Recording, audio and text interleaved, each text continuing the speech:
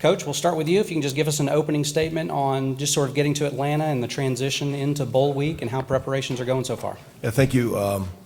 Had an opportunity, I think, right after our last game to get a couple light practices, kind of keep guys in the swing of things in that championship week where we thought we'd have a chance to maybe be playing in a top-level bowl. The guys responded great. A year ago, we went to a bowl scenario. I think people questioned the way we're going to play. We practiced well. We've had great practices again this year. So a lot of respect for our leadership, our top guys. We've had good practices. Got in here Sunday. Yesterday was a late start. We're kind of now into Tuesday of game week and had some great prep and looking forward to a great challenge on Saturday. All right, CJ, next for you. Just talk about kind of the event last night and getting settled into bowl week. What were your thoughts on the event at the Hall of Fame last night? It's been a blessing to be down here playing for a national championship. So it's been a goal of mine since I got to school. And last night was fun. Kind of just let things loose and just really enjoyed the time with your brothers. And then playing against them was fun. It was just it was competitive at the same time. It was hard on. It wasn't very competitive like you would think. So it was just having fun and it was a good time. So. All right, Emeka, how about you? You guys dropped the first one, but you came back strong in the second event, and we're tied at 1-1. Yeah, last night was definitely fun. Just happy to be down here, spending time with my brothers, and getting the team camaraderie going, and kind of just not forgetting what an accomplishment it is to be here. But obviously we're very focused and tuned in on this game, so we're locked in for a good practice today and putting it all on the field on Saturday. All right, thanks, gentlemen. Okay, we'll go ahead and open it up for questions now. Please raise your hand. We'll get a microphone to you. Remember to give your name and your affiliation and to whom you're asking the question. We'll start right over here on the second row. Griffin Strom, 11 Warriors. Coach Wilson, I'm just wondering how much different has your role in the game plan and things like that been, or has it been different at all since obviously taking on the new job here in the last month? Coach was pretty. With the calendar, after our last game, it was a dead recruiting week until Friday. So as coaches, we were in, kind of looking at potentially ahead, looking at how we just played and kind of reviewing the year. Had a couple light workouts with our guys just to kind of keep them in tune because we felt we could be playing in this game. And we knew that team was practicing that week, so we didn't want to go out after the season, have hard prep, but just keep our guys sharp and on edge. And then we spent through the recruiting cycle. In my situation, I was gone a little bit, but we have probably spent more time game planning as we wrapped up the recruiting cycle and everything going on and probably are farther ahead. We've been through our game plan several times. Now we're in game week. I think this is about the third time that we're going through a lot of things, a lot of polishing. So I think Coach Day was, and Coach Mick with the workouts, but Coach Day was adamant about our preparation, being ahead and not down here stressing and last minute going through things. We're not, by any means, this is not bowl week. This is playoff week. But we're very much, I think, ahead as players would tell you with the game plan, what's going on, playing a challenging team with a lot of great athletes and a lot of stress they bring in their structure. But we've worked really hard to be ahead and give our kids a chance to go out and be aggressive and play well Saturday night. All right, we'll take our next question from all the way back to the left side. Dom Taberi with WBNS TV in Columbus. CJ and Emeka and Kevin, indoor game, weather's not going to be a factor. How much would you think we'll see the ball in the air? Can you give us an idea? And do you see an opportunity there?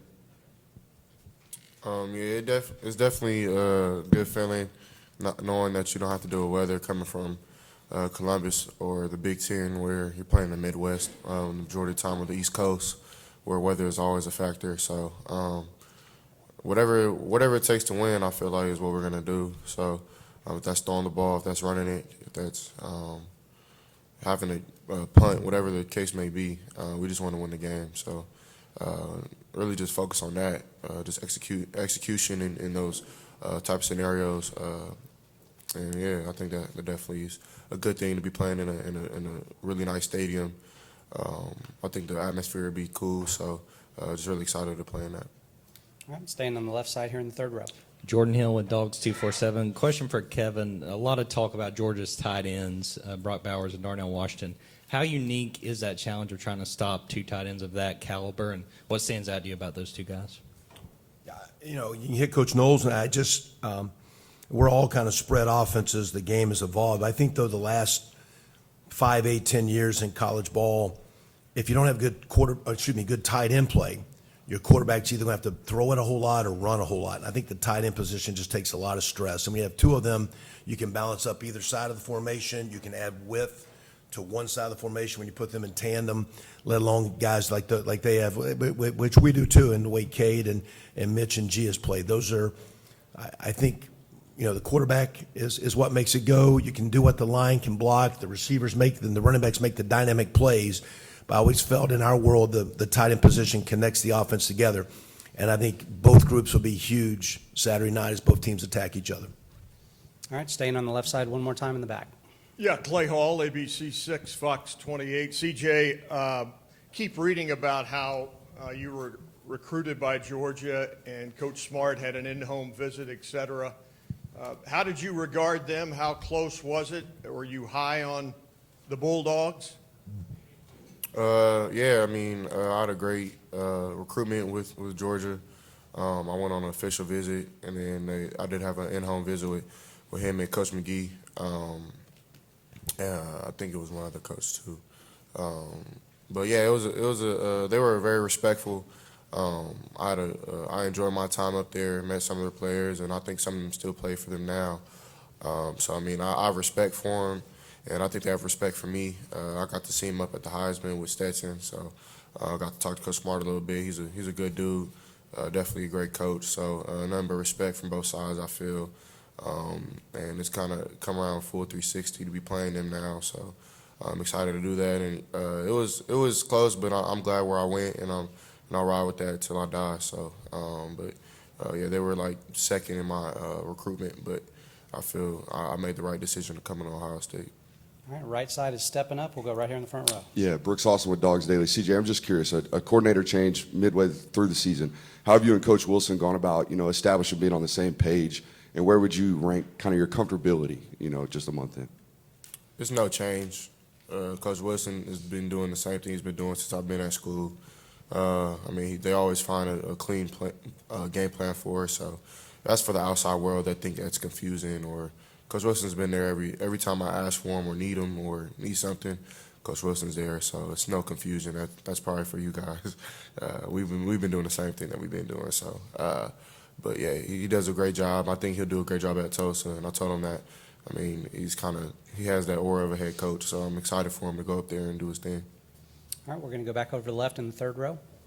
Yeah, Jed May with UGAsports.com. CJ, following up on your recruitment by Georgia, what do you remember about kind of the vision that Coach Smart and all them pitched to you for the Georgia offense when they were recruiting you? And when you see their offense now, how different is it maybe than the one you kind of envisioned yourself playing in at one point? It was so long ago. Well, not that long ago. It was like 3-4 years ago.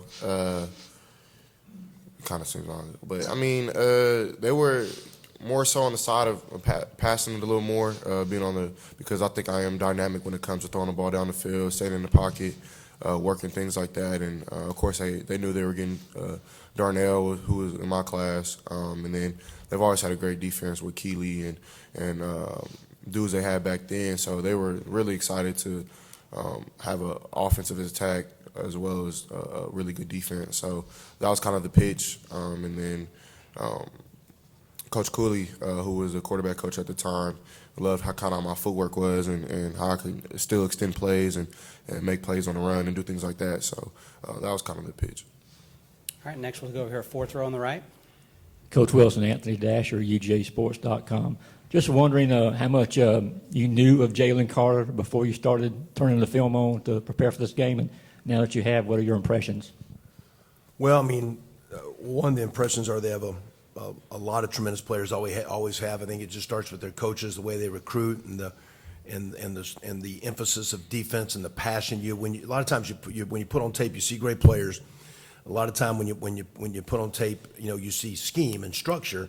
But sometimes when you put on the great teams, you feel the tape, and you feel those guys on tape, and you feel them on tape. You feel the plays he makes and the way he can impact and influence games. So we have our hands full, not just with him, everyone. It's not like you can turn full focus there because there's other dynamic guys at one-on-one. So it's going to be a fist fight every play. We got our hands full. Just a lot of respect for their structure, the culture of the way they play, and most importantly, you feel their defense. And we're going to have to do our best to make sure that there's a chance that as we're playing, they feel us as we play this game, because it's not going to be a reactionary game. It's going to be an attack game both ways, two guys going at each other. A lot of respect for those guys. Next, far left over here. Doug Robertson, the Atlanta Journal-Constitution. This is for Anyville. Georgia's pass defense gave up a lot of yards to LSU in the SEC title game. Y'all obviously have a lot of talent on offense. Do you feel you could take similar advantage? Emeka, let's start with you this time.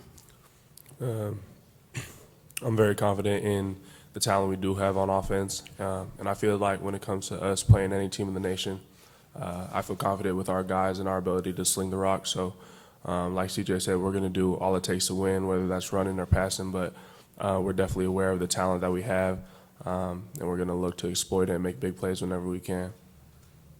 CJ? We got to play Buckeye football, though. LSU do what LSU did. So, I mean, I'm pretty sure they're not just going to let us drop back and just do what we want to do. So, I'm pretty sure that they've been watching film on us, make sure that that's something that they stop. And they probably think, I don't know what they think, but I know that that's probably what the outside world thinks, is that since LSU got to throw the ball against them really well, that we'll just go out there and do it. I'm pretty sure that they'll have a plan for that, and we'll have to be on our game just as better as they are. So that was good for LSU, but we got to go play Buckeye football and make sure it happens on Saturday for us.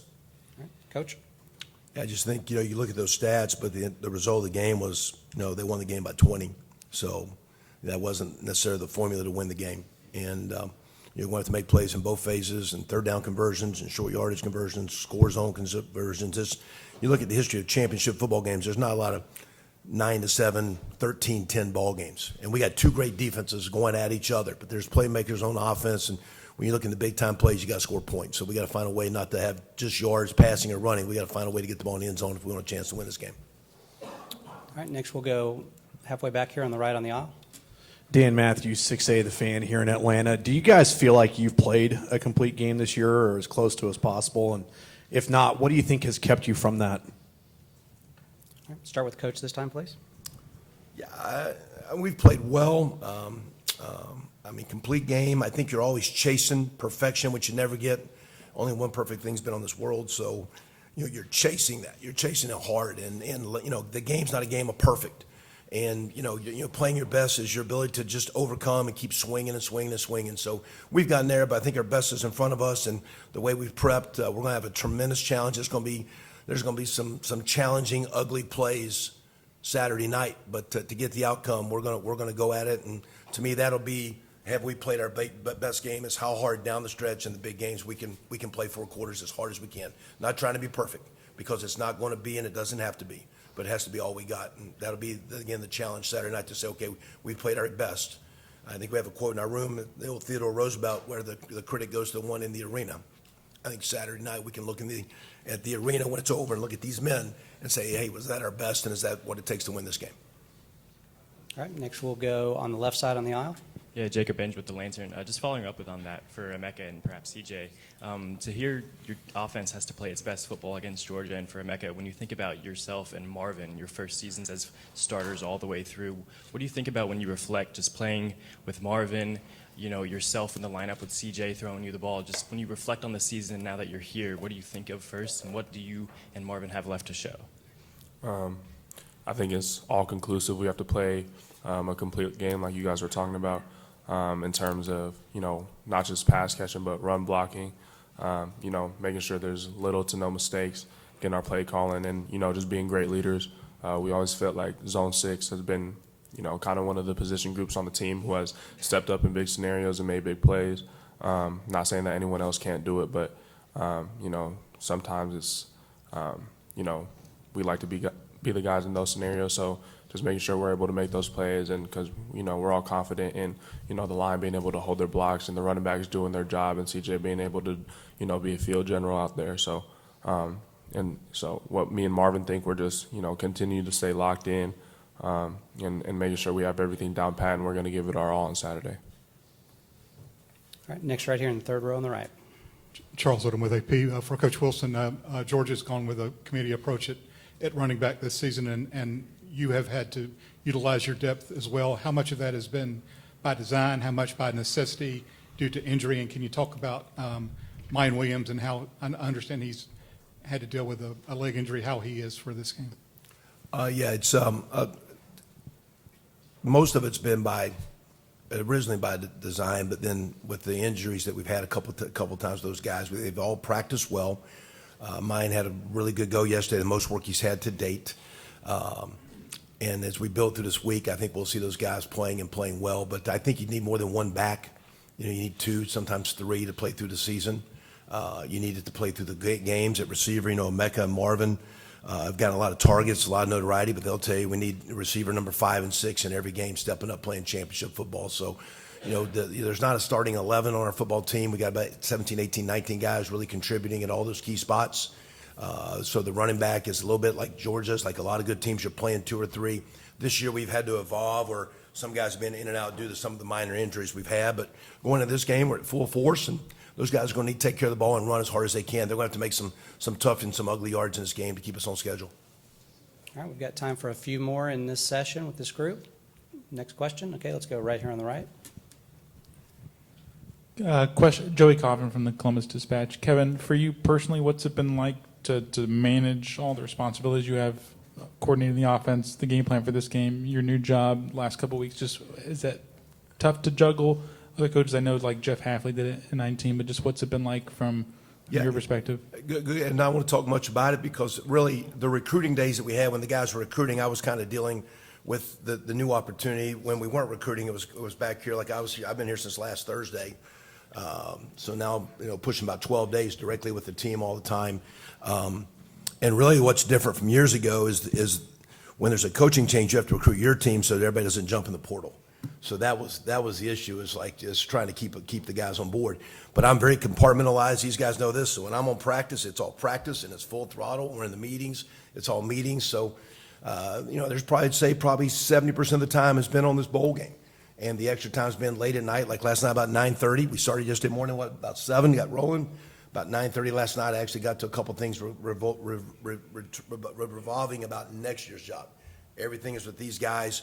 Coach Day's comment was, I am in this position because what these guys have done and the obligation. I said back in preseason, one of our goals was to get here and have a chance to be in this game and to be a part of this, and we won't have success in this game. So it's not been hard. It's been a lot of energy. And the total focus when it's been time to work is on these guys and giving us a chance to play well against a tremendous Georgia defense, and we're ready to roll. All right, staying on the right side in the second row right here. Andy Baxter from Letterman Row. Emeka, just wondering from last year's experience, what did you take away from the Rose Bowl and now playing a bigger role in this offense? How do you take away from that experience and apply that now? It was a little different because, there wasn't as much on the line, I feel. I felt like it was a good game for me to get my feet wet and understand what it's like to play on this scale. But this year is definitely different. I'm feeling more locked in, feeling more focused. And, I'm realizing as the days go on that it's going to take everything that we take, like as a team. It's going to be, a hard-fought game to the fourth quarter. I'm not, I don't know what the score is going to be. I can't predict that. But I know that's going to take all 3 phases for us to be able to execute the way that we need to. So that was kind of something that carried on in the Rose Bowl. We were down at half, had to come out at halftime and have a big second half where we're clicking on all cylinders. And there's going to be a moment in the Saturday's game where we're going to face adversity, and it's going to come down to how we handle that. All right, over here to the left in the fourth row, please. Connor Riley, Dog Nation. This is a question for CJ. Emeka and Marvin both had over 1,000 yards receiving this year. What's made them so successful and helped you, show that you guys are one of the best passing offenses in the country this year? I definitely think their work ethic. Whenever I come into the facility, either they're there or they're coming, and they're coming with me or they're there by themselves on the jugs, and that kind of just shows you what type of work they put in. It's been like that since their freshman year, and I think that's kind of what's been paying off is just the work that they put in. And then really just how smart they are. Like, they pick them on the offense really well. When they first got in here, it wasn't like a slouch from Chris and Garrett, Emeka and Julian and Marvin were the twos that year, and they were just as good or, better at times. I'm not saying they're better than Garrett and Chris, but, they were playing really good football to be freshmen. And I definitely think that when you come in with that type of attitude of, like, I'm not just going to be here and try to learn, I'm going to be here and dominate. that's when you learn and that's when you become a great football player. So it hasn't been overnight. They've been good since their freshman year. They just didn't have an opportunity to really touch the field last season. So I definitely, the work that they put in and how they came in with that type of dog mindset has definitely paid off to have success this year and to continue to have success in the future. All right, we've got time, I think, for two more. Any other questions? Okay, all the way back in the back, please, on the left.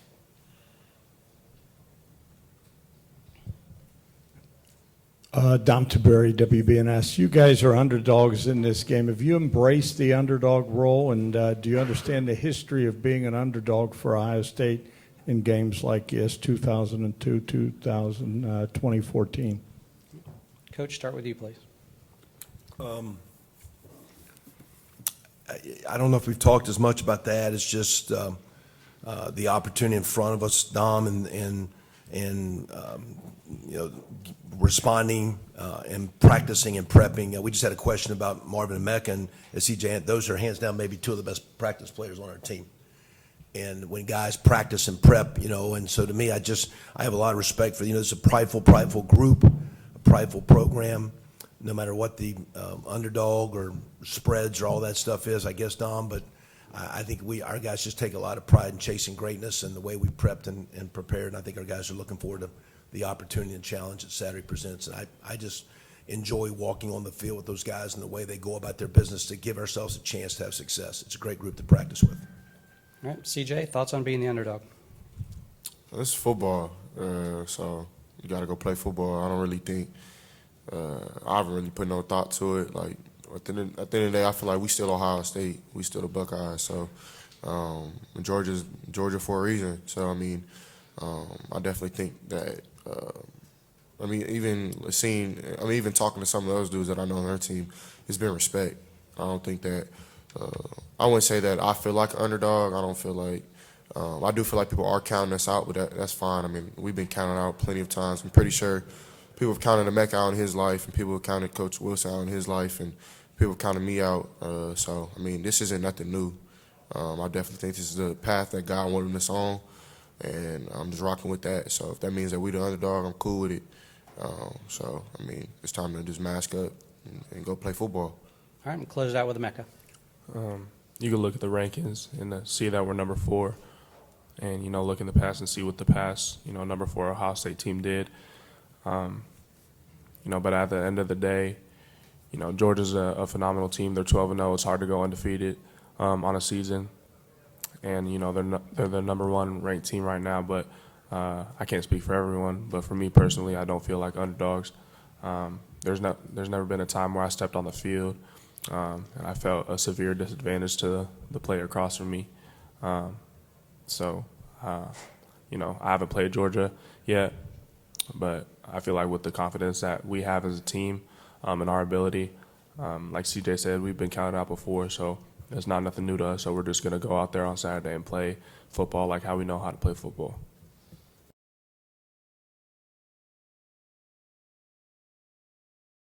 It's been going good. Safe travels in here. First of all, coming out of Columbus, the weather was kind of pretty bad past couple of days, so got here safely, and I think we're just thankful for this opportunity to be able to compete for a national championship and go out there and play on a national stage like this. All right, Paris? Yeah, this is like really cool to be down here in Atlanta. My family moved down here recently, so it's really cool to see them too, and just be able to play on a big stage here and compete for a national championship. All right, Chip? I would say it's definitely been great since we've been here. It was good to go home for a little bit, see the family, but it's even better to be back with my teammates. So, but good to hit the reset button and go get the whole thing. All right, thanks, gentlemen. All right, go ahead and jump right into questions. Raise your hand. We'll get a microphone to you. All right, let's start over here on the left in the 5th row, please. This will be for Marvin. Kevin Wilson, CJ Stroud, Emeka Egbuka, they were all talking about how Ohio State and your offense will have to play its best football, its most complete football to go up against Georgia on Saturday. And I asked Emeka the same thing.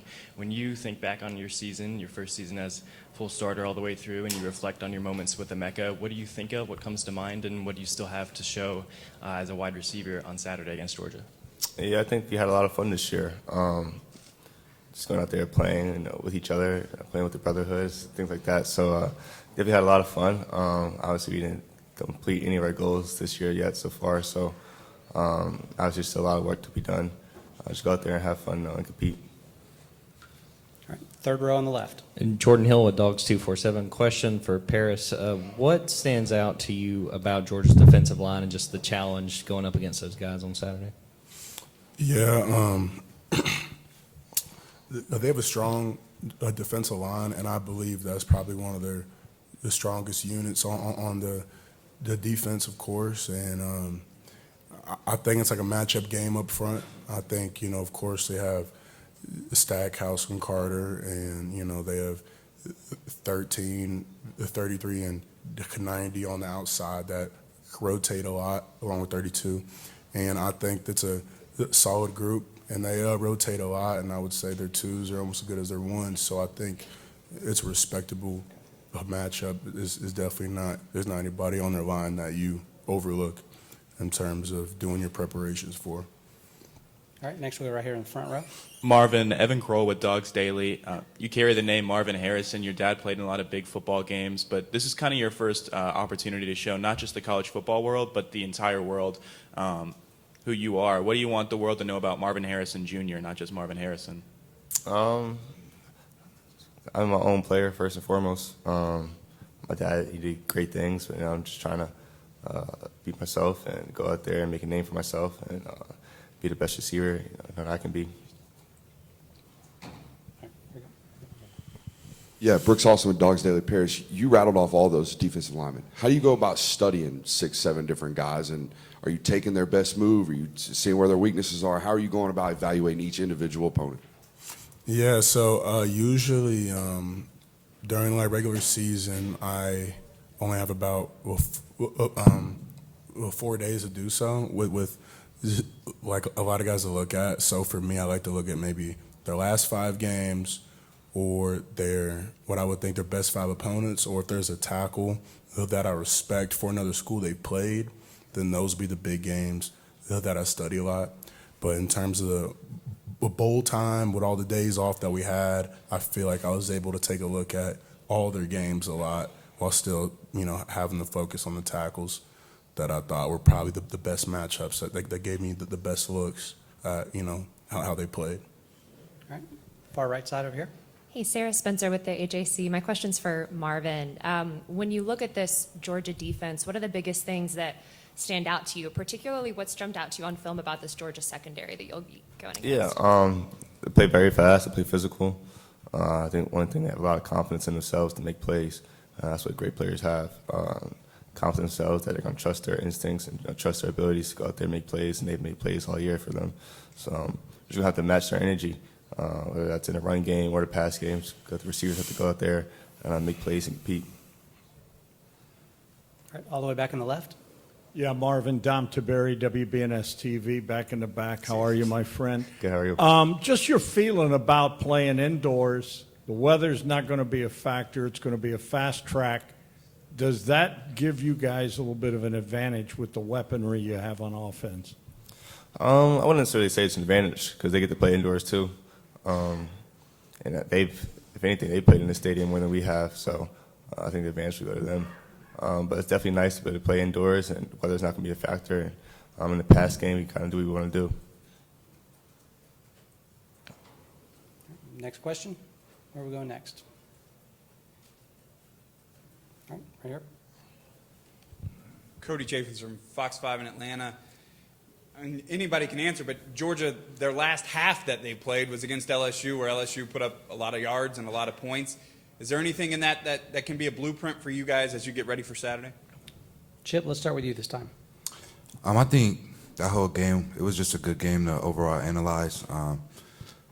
Georgia's here for a reason. We're here for a reason too, but their defense is very stout, so we believe that we have to have our best game on offense, and I think we're on pace to do that with the practices we've been having. But overall, just from watching that game, LSU did some good things against them, so there's definitely a chance.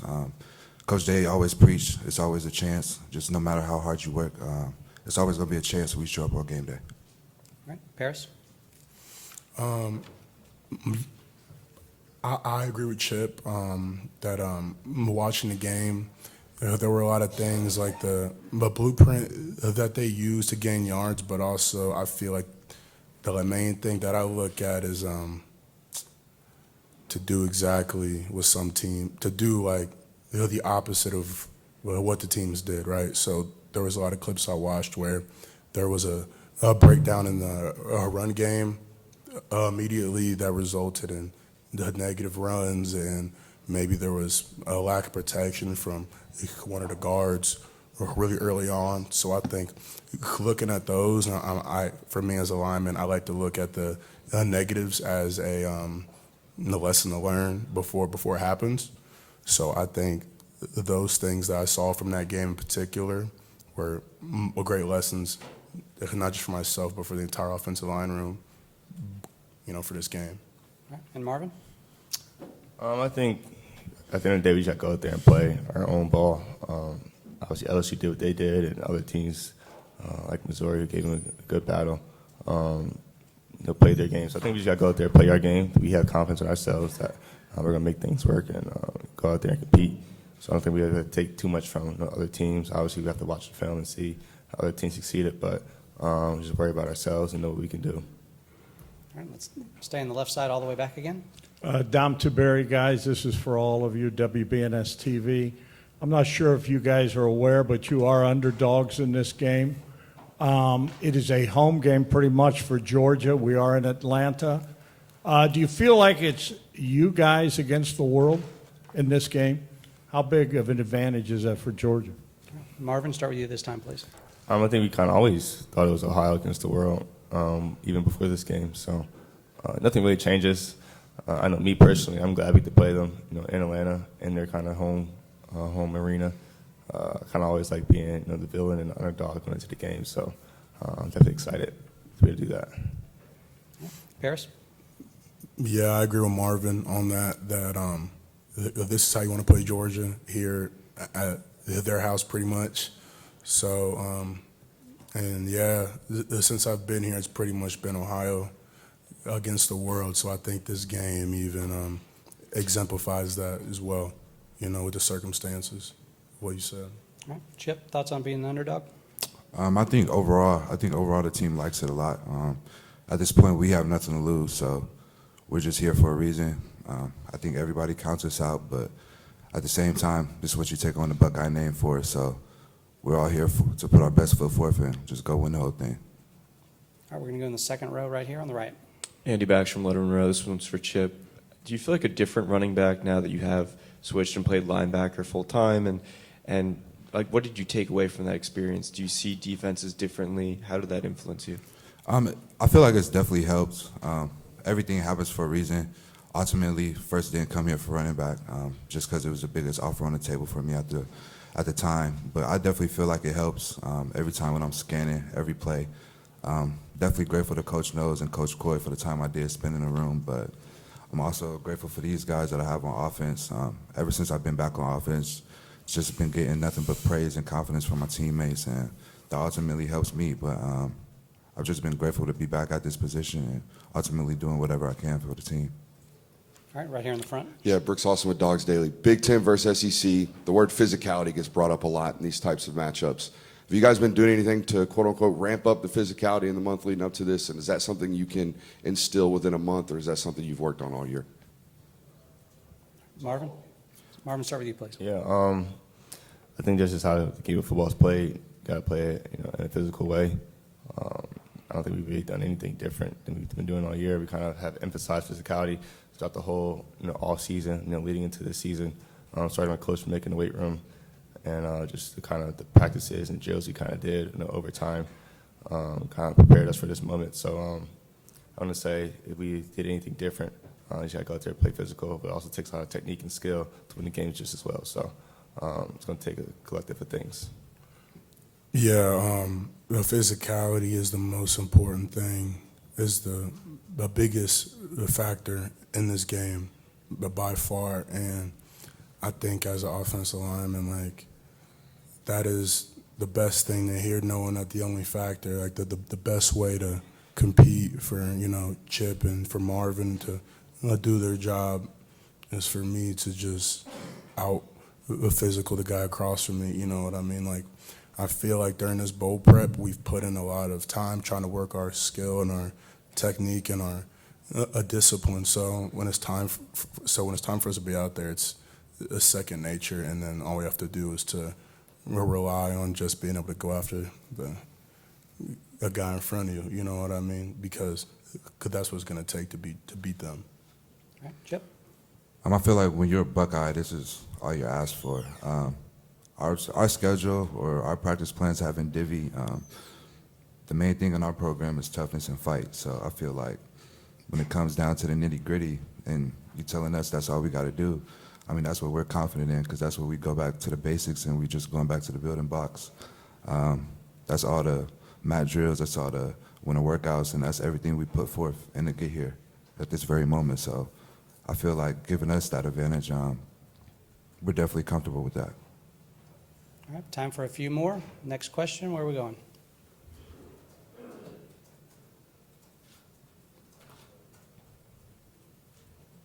Anybody? Okay. All the way in the back on the left, please. Do you guys feel like bragging rights is on the line, SEC versus the Big Ten? And, you got two Big Ten teams in the playoff. You feel like there's something to be proven here? Chip, start with you this time, please. Me personally, I don't think we're worried about bragging rights. At the end of the day, I think all the bragging rights just go into who holding up the national championship trophy at the end of all of this when it's all said and done. So I think the main goal is just to get to that final game. Yeah, I haven't thought about that once since we heard about this matchup at all.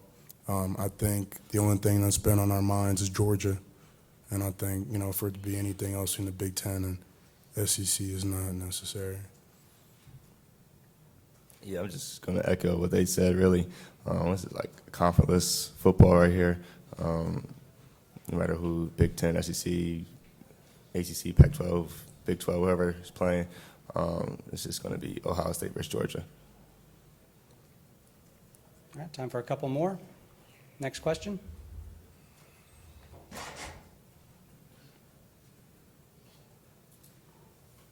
All right, I got one for you guys. If you guys win this game, I think you're going to be the first team to win all 6 New Year's 6 bowl games. Is that a point of pride for the program? What thoughts go through your mind of being the only team to have that opportunity? I didn't even know that was a stat, first of all, so thank you for inviting me on that. That'd be very nice. Credit to all the teams in the past that have won the other bowl games. We're trying to do our part. I did know this was our first time in the Chick-fil-A Peach Bowl, so like I said, we're thankful for the opportunity. Go get a chance to make history. It's very good. Yeah, well, like Marvin said about, being in the Woody, I think the first question that we all ask, I don't know about everybody, but for me, I ask a lot of questions sometimes about stuff in the Woody. But we don't have any years on a Peach Bowl sign in our facility, so I think, just being able to have a chance to be the first team on the list, for all the rest teams that come in the future would be like a really cool thing to have, and especially the first one in the country to have all 6 would be special. All right, we'll make sure we get one of those to you. All right, Chip, what about you? I think it's definitely grateful for us to be down here at the Peach Bowl. I think Atlanta's a beautiful city. But at the end of the day, I just know the whole Buckeye fan base and the whole Buckeye world. It's only one trophy that matters at the end of the day. So. All right, fair enough. All right, we've got a couple more minutes with these guys. Any further final questions? Okay, let's go on the aisle here on the left. Jacob Bench with the Lantern. Chip, just following more up on that, to play for Ohio State is your first season since transferring. You're an Ohio native and whatnot. What has that meant to you this season, and now to wear the scarlet and gray in the college football playoff against the #1 team, just to play for Ohio State, being an Ohio native, what has that meant to you all season? All season, it's just been grateful. Me being back in the state of Ohio, really just playing ball. I'm so crazy, I really don't even get nerves anymore, just because I'm so prideful to even be back here, putting on a scarlet and gray and putting on a Buckeye helmet. But at the end of the day, it's definitely good just to be along with guys like Paris and other guys that's from Ohio. You definitely get that culture and you get that sense of pride on the team, and that's what we carry with us, and that's what you come here to stay for. So. Okay, right here, second row on the right. Marvin, I meant to ask you out there, just more a question for next year probably, but what have you seen in Kyle McCord in bowl practice and maybe late in the year that obviously he could be the guy next year's competition? Yeah. What have you seen from him late this year? Yeah, I mean, he's getting better each and every day. He practices really hard. He knows that's his game reps pretty much throughout the whole year in practice, but hopefully it's something happens to CJ, him or Devin, each can go in there. I think we have confidence in both of them, coaches and players. They can go in there and make a play. So I'm not really worried about next year. I think we'll kind of get to that when that time comes. But I know Devin and Kyle can both go in there and make plays. They've been practicing really hard all week. All right, time for one more. Anybody? Last chance. Okay, final question here, left side on the aisle, please. Jacob Benj with the Lantern. For all three of you, Kevin Wilson talked a lot about having to balance, preparing to be the next head coach at Tulsa while also being the offensive coordinator for your offense. I'm curious, just from all three of your perspectives, what have you seen working with Kevin Wilson the last couple of weeks since he's taken the new job, and just what has he meant to you guys just this season and throughout your careers at Ohio State as well? All right. Chip, let's start with you, please. I've actually had the chance to know Coach Wilson ever since my sophomore year of high school, so I think Coach Wilson is a great guy. Well, I think we're all definitely happy for him to get a head coaching job at Tulsa. That's every coach's dream, just to get a head coaching job. But definitely, every coach that we have on staff is definitely putting their best foot forward for this game and putting everything into the bag. Yeah, Coach Wilson has been a friend of the family since before I was born. He coached my dad at Miami, Ohio. So I think for him, at least for me, like some people could say like, oh, how could you leave Ohio State? But for me, I feel like I have the perspective of also just wanting to see people win, and I want people to be happy and be able to continue, to do what, wakes him up in the morning. I think that's a great opportunity for him, and excited for him with that. And I think he's definitely, when he took the job down there and he came back to practice, he was, you just see the smile and just the juice that he had to just, to really just leave it all out there, because this is his final run with Ohio State. So just to, leave it all out there, and I think it's been a great energy in the Woody, All right. Marvin? Yeah, I'm definitely proud of Coach Wilson. Big go out there and to continue on his coaching career and to be the head coach. Kind of see him every day in the Woody. He's always holding his little coffee cup, and he's always speaking to me. We just have good conversations. So very grateful to have a coach like that. Helped me in the run game a little bit and blocking. Like I said, I'm very proud of him. He's going to do great things at Tulsa.